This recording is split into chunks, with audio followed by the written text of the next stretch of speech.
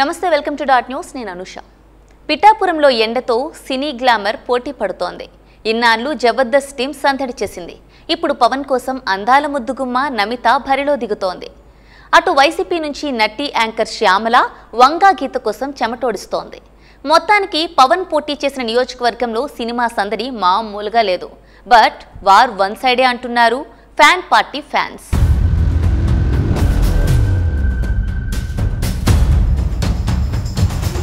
హోరాహోరీగా సాగుతున్న ఏపీ ఎన్నికల్లో జనసేన అధినేత పవన్ కళ్యాణ్ పోటీ చేస్తున్న పిఠాపురం మీద అందరి చూపు ఉంది.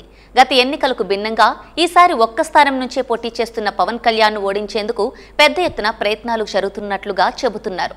ఎట్టి పరిస్థితుల్లోనూ పవన్ కళ్యాణ్ అసెంబ్లీలోకి అడుగు పెట్టనీయకుండా చేసేందుకు అధికార వైసీపీ ప్రత్యేకంగా ఫోకస్ చేసినట్లుగా చెబుతున్నారు. అదే సమయంలో ఏది ఏమైనా ఈసారి ఎన్నికల్లో గెలుపు కోసం పవన్ అండ్ కో ప్రయత్నాలు చేస్తున్నారు. దీంతో పిఠాపురం రాజకీయం ఇప్పుడు హాట్ గా మారింది.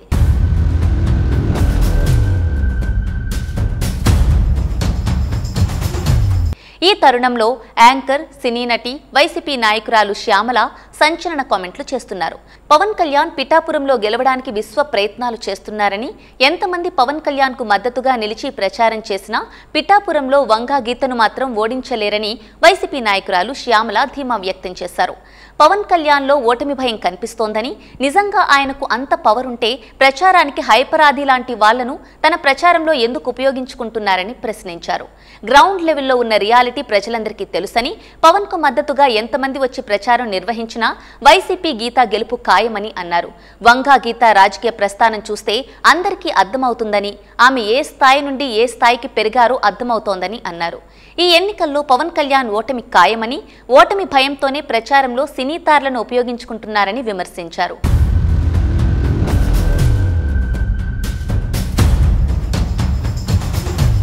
ఏదేమైనా అటు జబర్దస్త్ బ్యాచ్, ఇటు సింగిల్ శ్యామల హోరాహోరీ పొలిటికల్ పంచ్ల ఫైట్ చేస్తున్నారు. వంగా గీత మాత్రం తనదైన శైలిలో ఇంటింటికి తిరిగి ప్రచారం చేస్తున్నారు.